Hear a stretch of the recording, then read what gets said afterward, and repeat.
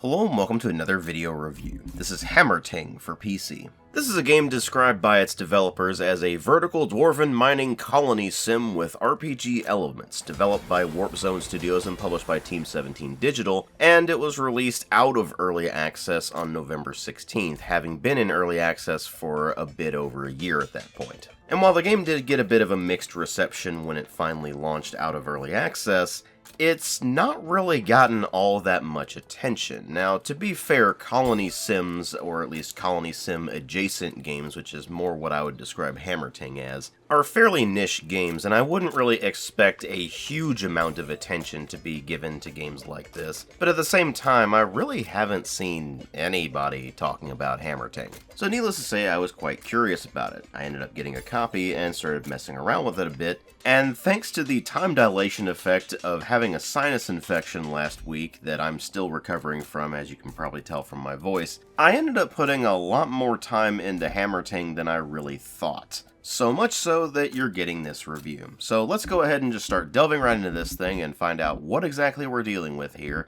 and whether or not it's worth picking up. And like always, we'll go ahead and start with the presentation, which as I understand it runs on a custom engine that developers made themselves, which is both a blessing and a curse, as you'll understand in a few moments. But suffice to say, as far as the general visuals are concerned, it's got some fairly simple modeling, texture work, and animation that certainly gets the job done for the style of game that this is going for, but it isn't exactly going to impress you all that much, especially considering that the game's performance is very spotty at times. In particular, there's a fairly annoying issue where when you designate enough tiles to be mined, usually with regards to building a larger structure and your dwarves start going and mining out that area, the game will start hitching at a rate of about once every second until those tiles are all cleared out. It's a bit of an odd issue. I'm not entirely sure what in the engine causes it to do that, but it'll happen without fail once the colony reaches a certain size, and that does get fairly irritating. Thankfully, it usually doesn't cause any real gameplay issues, it just annoys you because you're sitting there trying to get things done, and it's taking much longer than it actually should because the game just keeps hitching up every single time it mines a tile. Thankfully, the game's not reliant on any sort of quick reactions, and you can pause it at any time by pressing the spacebar, or of course going up to the speed selector up at the top right of the interface and selecting pause. So performance issues like that really aren't a deal breaker in this, they're just annoyances, but annoyances do add up after a while, so it is something worth keeping in mind.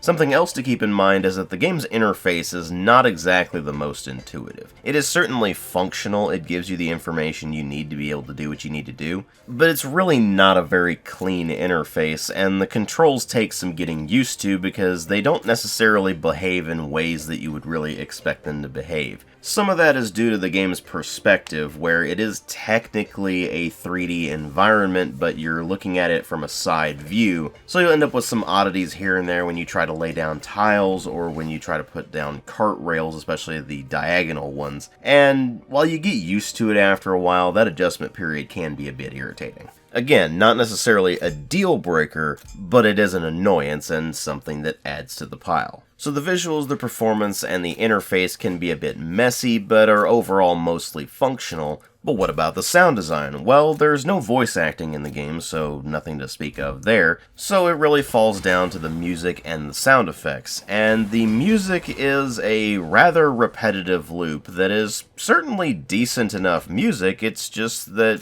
you get tired of it after a while. Because the game only has something like 5 or 10 minutes worth of music that's not the main menu theme, and it just gets repeated constantly the entire time you're playing. Adding some extra music into the game, especially stuff that is noticeably different from that roughly 5 to 10 minutes worth of music that just keeps getting looped, would definitely help the game out quite a bit in the long run, because like I said, that gets pretty tiring after a while, and eventually you just want to be listening to pretty much anything else just to have some variety. And as for the sound effects themselves, well, they get the job done, but there's nothing that really stands out about them. It's all pretty simple and straightforward stuff that is not really going to impress you, but it's also not going to bother you either. So at least they've done that, but At the same time, when you bring all of the sound design together, it just ends up being fairly lackluster for the most part. I mean, sure, you might like the music at first, but after that roughly 10 minutes or so of music just gets repeated on loop for 50 hours,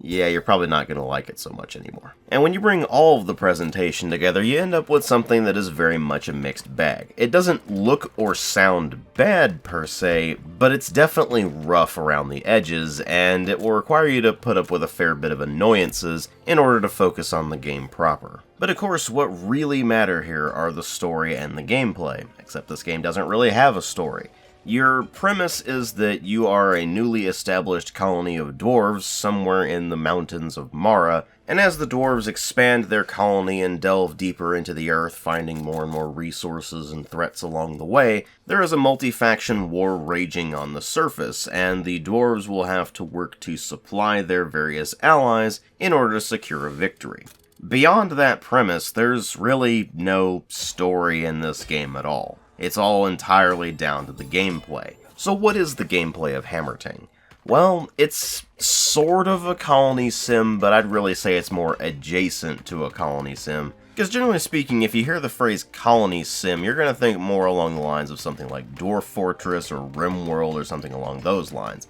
Games that have a lot of complexity and a lot more simulation elements than what you get in Hammerting. That's not to say that Hammerting doesn't have simulation elements in it, it's just that they are pared down considerably when you compare them to some of the genre titans. On the one hand, this will obviously make the game a lot more accessible to a wider audience because games like Dwarf Fortress especially, but also even something like RimWorld, are not exactly the most user-friendly experiences. They are fairly complicated games and they take quite a bit of time to really get used to. Hammerting, on the other hand, is thankfully a lot easier to get into. It has a fairly decent tutorial that gives you the basics on what you need to know in order to play the game, and you do have some direction in the form of missions that will come up as you're playing the game. These will come up as you explore different regions, as you produce different structures or goods, and completing these various missions will reward you with either mountain lore or trade lore, depending on whether it's a mission in the mountain home or in the overworld, and mountain lore and trade lore can be used to purchase research, which will allow you to produce new structures, new goods, things like that. You can also earn mountain lore by exploring the mountain home and finding various discoveries, things like grottos, which are just large open areas, or you might find something a lot more useful like a sacred fountain where your dwarves can go to get sacred water, which will be used to heal them, or you'll find things that are more dangerous, like monster dens. You'll also earn mountain lore by finding different biomes, of which there are 5. There's the one you'll start in, which is Dawnlit Caverns, then there are the Frozen Wastes, the Dire Tunnels, the Verdant Grotto, and finally the Fiery Underworld, which is at the very bottom of the map. Each of these biomes comes with its own specific enemy types that you'll encounter, as well as its own plants that you can forage, and the deeper you delve into the mountain, the more rare resources you'll find. You'll start off just finding copper and iron, but eventually you'll start finding some more exotic metals like orichalcum or mithril, or eventually once you get down to the Fiery Underworld, you'll find adamantine. Needless to say, the further you delve into the mountain, the more mountain lore you will earn, the more research you'll be able to complete, and the more exotic materials you'll be able to use, and the more things you'll be able to build. The thing is, it's not all about just exploring the mountain and getting mountain lore. You also need trade lore to be able to research some of the more advanced technologies, and you earn trade lore by going to the surface and trading with the various settlements, as well as completing overworld missions. And there will be 2 types of overworld missions. Either you will need to deliver various goods to a particular settlement, or you'll just buy lumber at a place and then it will trigger a quest for you to buy 5 more lumber, and if you buy 5 more lumber, then that completes the trade mission and then you get some trade lore. You'll also get trade lore by increasing the trade level of the various settlements that you are trading with, which is done by buying and selling things with that particular settlement, and as you continue to do this, the requirements for the next trade level are going to increase, so eventually that becomes a fairly unfeasible way of earning more trade lore. This is a particularly nasty problem when you get further into the game and the opportunities for earning trade lore through missions starts to dry up. Because the problem with trade lore is that it's not just used for researching various techs. You also use it for increasing your relationship with the various factions. You start out with neutral relations with all of the factions, and you increase your relationship with them by spending 5 trade lore per click of the bar,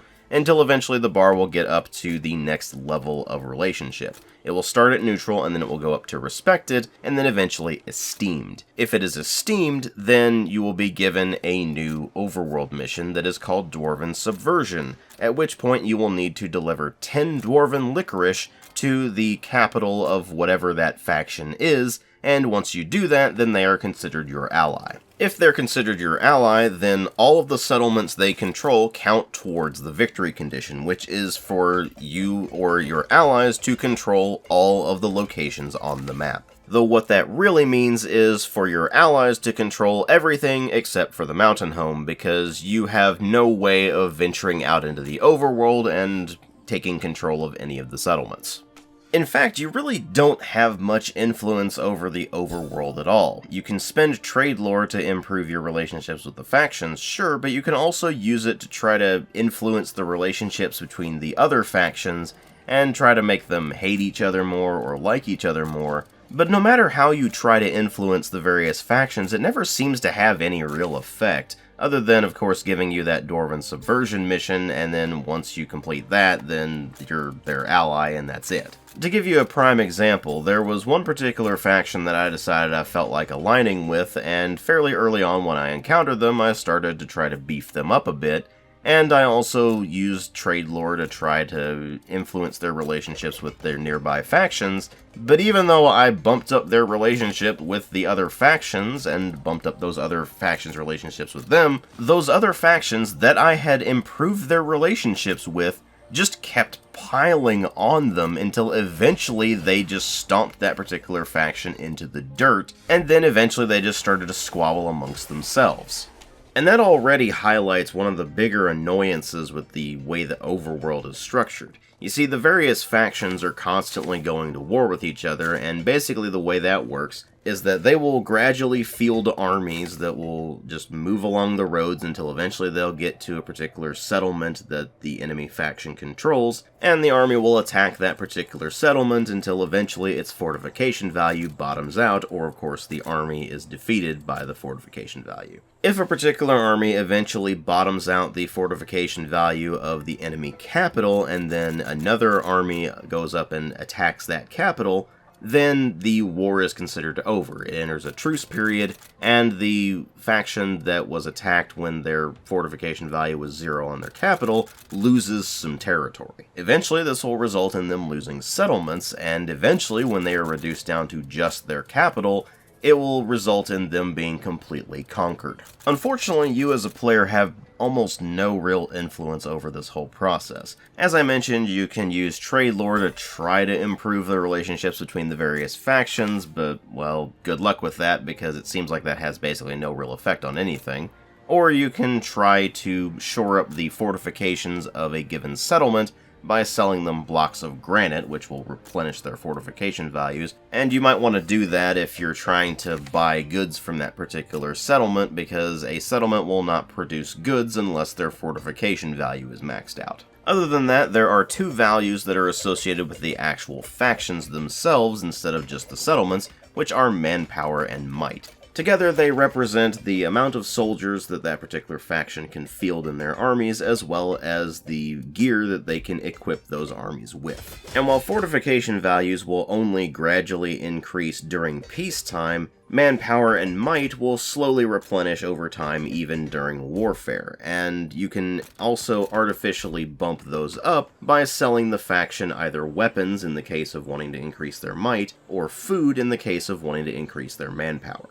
And while you might think that increasing those values by selling that particular faction a lot of food and weapons is going to mean that they have more armies on the field and that their armies are more powerful, it really doesn't, because they only spawn armies on fairly set intervals, and you really don't have any control over when they're actually going to spawn those armies. Now sure, if their manpower and might have basically bottomed out, then they can't spawn any armies, and therefore if you're selling them the goods that will replenish their manpower and might, they will actually be able to spawn armies at that point. But it's really a very passive way of trying to influence the faction wars, and it really doesn't have all that much effect from my experience. Now, in my various attempts at messing around with this game and the roughly 50-something hours that I've put into it, you would start the game with 9 factions on the overworld, and very quickly that would be reduced down to about 8, then 7, and eventually you would end up with only 3 factions still standing, and they would just be constantly bickering amongst themselves.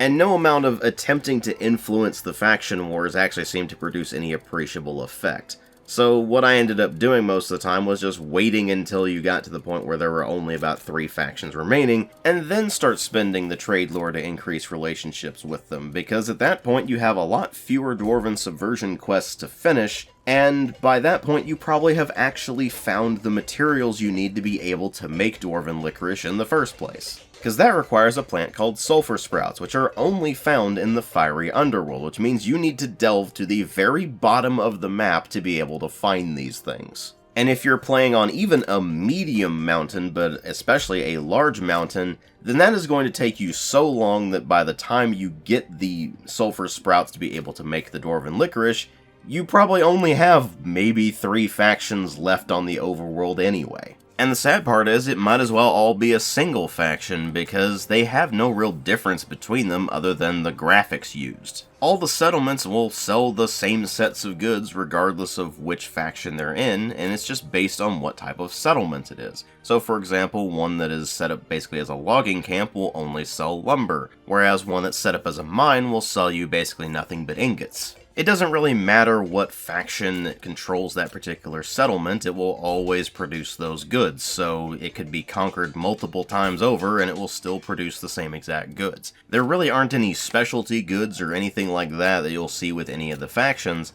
and as far as you're concerned, they might as well all be completely interchangeable, so you really can't give much of a crap about any of the factions other than cynical and practical concerns with regards to the victory condition and of course just whatever goods you might happen to need in a pinch. It certainly doesn't help that the overworld is not revealed in its entirety to you until much later on, because you only learn more about the map as you continue to trade with the overworld settlements and continue to earn trade levels with them. So by the time you discover all of the regions on the map and all of the settlements and such, it may be that some of the factions have already been eliminated. That was certainly the case with the first colony I made, where I was busy messing around with stuff in the actual colony itself, and by the time I went up to the overworld to finish out exploring the map, there were only 4 factions left. I found myself looking at the list of all of these different factions that I wasn't seeing and going, am I missing something here, or is the map bigger than I thought, or what? But no, it turns out they were just all conquered in that time. This all results in extremely underwhelming overworld mechanics, where it feels like they just put them in there for the sake of having them, not to actually make them a compelling part of the game.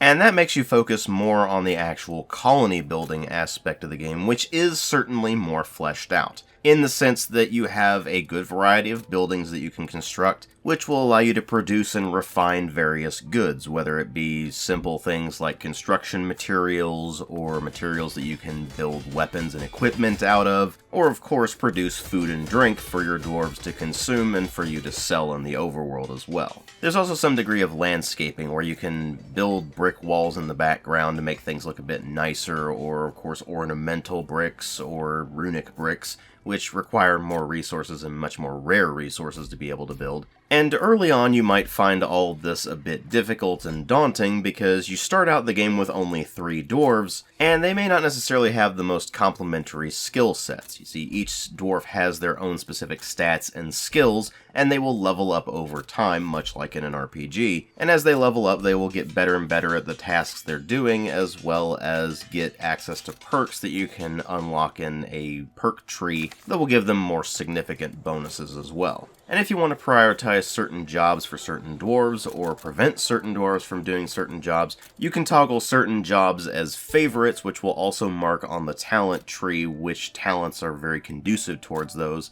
and you can also mark various jobs so that a particular dwarf won't do those particular jobs. Certain jobs cannot be performed without certain tools, and to that end, each dwarf has 3 equipment slots that they can equip various tools in, whether it be weapons or just normal tools like a pickaxe or a needle to be able to sew clothing with or something along those lines. And there's also automated upgrade settings in each of those tool slots, so if a new tool is made that is a considerably better tool of that particular type, let's say a particular dwarf has a copper sword and then a new sword is made that happens to be made of iron or happens to be made of mithril or adamantine even, then they will automatically go and equip that new item. But if you don't want your dwarves automatically equipping new stuff as soon as it becomes available, then you can always go in and disable the automatic upgrades and just go in and manually upgrade everything as you wish. Though that type of micromanagement certainly gets a lot more tedious and a lot more involved once your colony starts getting larger, so that is something to keep in mind.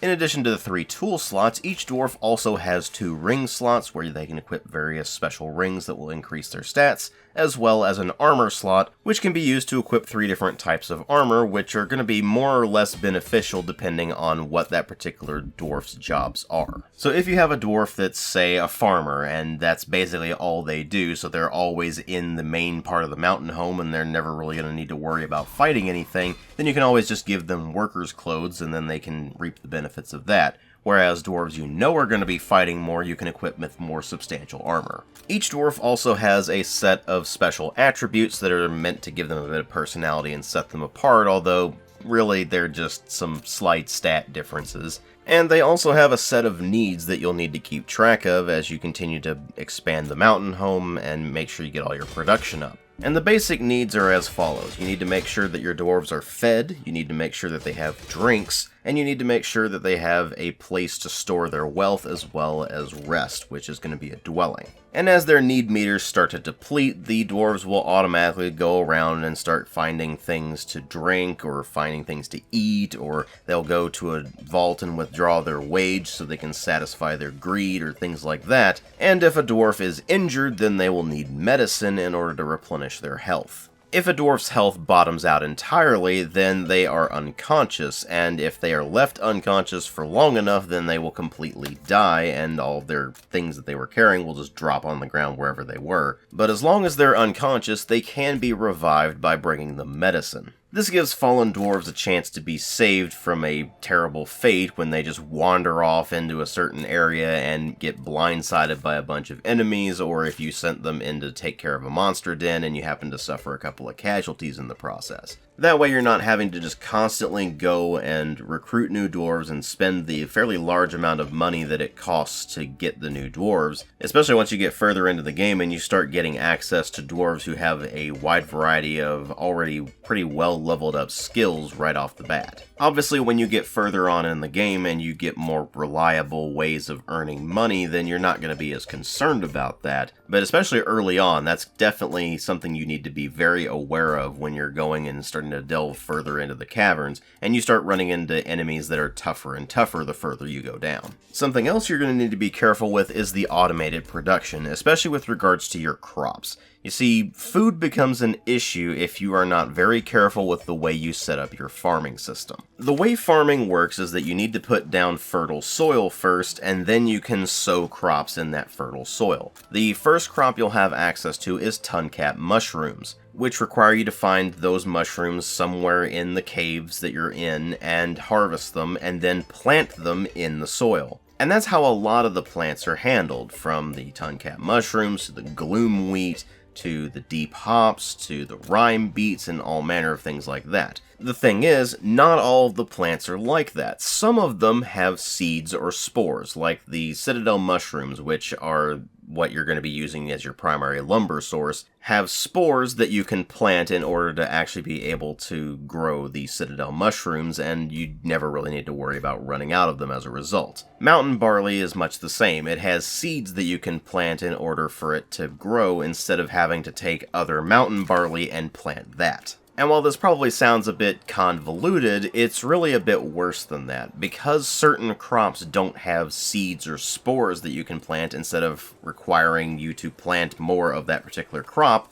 If you just let the automation run, then you run the risk of the dwarves just using up all of the crops in crafting various things. They'll use up all the wheat for crafting flour and all that sort of thing. They'll use the mushrooms to craft mushroom oil and mushroom paste as medicine and things like that, which will result in you not being able to grow more of that crop and basically being screwed. Because while you can buy some of these things in the overworld, the gloom wheat in particular is something that you can only produce yourself, so if you don't have any of that, then that's a pretty nasty problem. And since it seems like it's a complete crapshoot as to whether the dwarves are actually going to replant crops or whether they're just going to take them over to a facility and make something out of them, as it stands, you have to monitor your crop production quite heavily until eventually it reaches a point where you are actually able to just let it run. Thankfully, it seems like the developers understand this is an issue, and they are apparently working on a bit of an overhaul to the farming system for the next major update.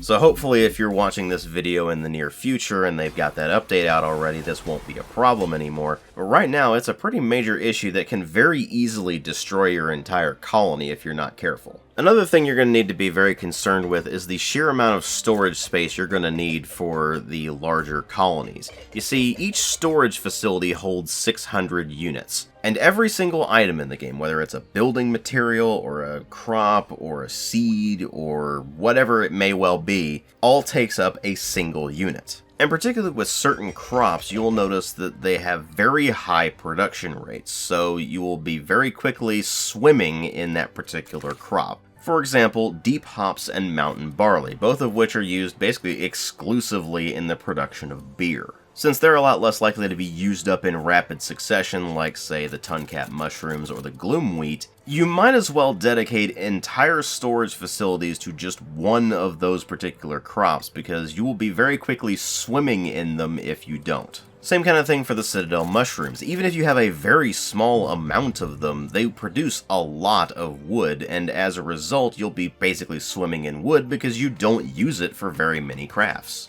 As such, if you don't have a ton of storage facilities all set up to receive all of these things, then you're just going to have a ton of this stuff just laying around on the ground because the dwarves will just harvest it and just leave it laying there because they have nowhere to put it, and that not only looks awful, but it also gradually starts to affect performance. Now sure, that's going to happen to some degree whenever you have certain items that you will harvest in abundance that are only used for one or two very specific things and you have limited production of those things, but that doesn't make it any less annoying. Similarly annoying is how everything is negatively affected by the dwarf AI, especially the dwarf pathfinding. Now this can be mitigated somewhat by building an extensive rail network where the dwarves will generally not get stuck on those at least. But I have lost count of the number of times I have ordered dwarves to construct scaffolding or construct rail networks, and they will just go off and start mining out the area and then get stuck on the wall because they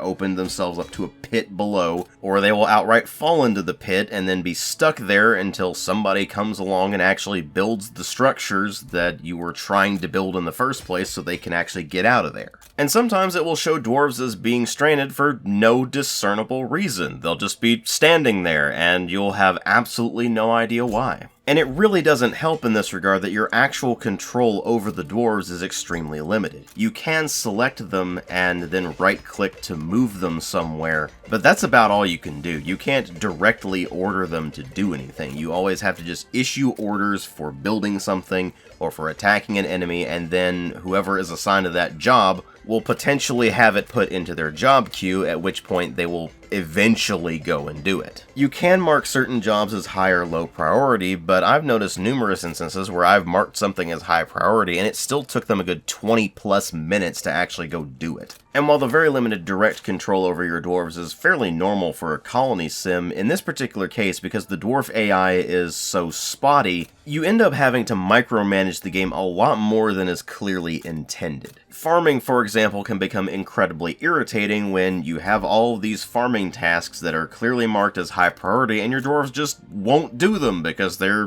busy doing other things, or they just don't seem to think that it's important. In particular, it always seems like mining tasks that you assign are always kept as the highest priority no matter what you do. It doesn't really make a whole lot of sense. You would think that if you've marked all the farming plots as high priority tasks that they would prioritize those But nope, unless you have specifically assigned someone as doing basically nothing but farming, then they're probably just gonna wander off and go mine some random thing that you've designated as mining in the furthest depths of the mountain at the lowest priority it could possibly be. And if you want to make your mountain home look nice by doing a bunch of the landscaping bricks and such, well, good luck with that, because they may or may not decide that they want to go build any of that stuff. It just leaves you with a situation where, even though you can technically get your colony up to fully self-sufficient status, where you have all of your crops being produced in a timely manner, and you have all of the food production going at a rate where the dwarves will never run out of food, and the same with the drinks, you have enough steady production to where you can reliably make steady trades and get enough trade lore to be able to influence the factions on the surface and all that sort of thing. Actually getting to that point can be extremely frustrating at times. And then once you finally do get to that point, you realize very quickly that the game's basically unfinished. The overworld faction war I've already mentioned is just woefully undercooked, but there's even things like the ridiculous amount of mountain lore you'll get by the time you get to the very bottom of the mountain, and you can't do anything with it because it's only used for research, and by that point you've unlocked every single thing in the research tree. I've already talked about how farming is a mess and the AI feels like it's undercooked as well, but it's even in things like the relationship system, where the dwarves technically have relationships with one another and they can be friends or they can be enemies or anything in between, and it seems to have basically no effect on anything at all. Not to mention the sheer amount of resources you'll get by the end of the game that you basically can't use because you have nothing to craft them into, or if you do have something to craft them into, you're still producing so much of the base resource that you are basically swimming in it. And on top of all of that, the game's namesake, the Hammerting, which is basically when you build a great hall and you call a meeting to enact a certain policy, is extremely underwhelming and is barely even a concern in the game, because all the various policies just give you some very, very slight bonuses that you don't even notice. Obviously, there are some things they can do to try to alleviate some of these issues. With regards to the limited crafting opportunities for certain things, they can put in more items to craft and more content, of course. They could introduce something that would make use of all that excess mountain lore you've got sitting around after you finish the research tree. They're already working on the farming issues that I've brought up, and hopefully they'll also fix the AI issues over time, because those can be particularly irritating. But regardless of what they end up doing with the game in the future, as I'm recording this video, the game is just basically in an unfinished state. It is certainly functional, all of the basics are certainly there, and it certainly does have quite a bit of potential, but this really does not scream 1.0 full release. It screams this is still in beta and they just decided to increment the version number to 1.0 to say that they're out of early access, even though they really aren't. That certainly doesn't mean it's an outright bad game, but the overall experience is extremely underwhelming, and as a result, I really can't give this thing any more than a 2.5 out of 5 in its current state. It may be that later on down the line they patch the game up quite a bit, they introduce more content, and they fix a lot of the issues that I had with it, and at that point it might get a higher score on my scale. But as I'm recording this video, it is in a very rough state, and I really cannot recommend picking it up unless you are willing to put up with a lot of irritations, and you also get it on sale for a good discount. Thank you all very much for watching, and if you like my videos, then please consider supporting the channel on Patreon. All the revenue from that goes directly back into the channel. If you can't afford to or don't want to support the channel on Patreon, that is perfectly fine, I understand. But the option's there if you're interested. Thanks again for watching, and I'll see you all in later videos.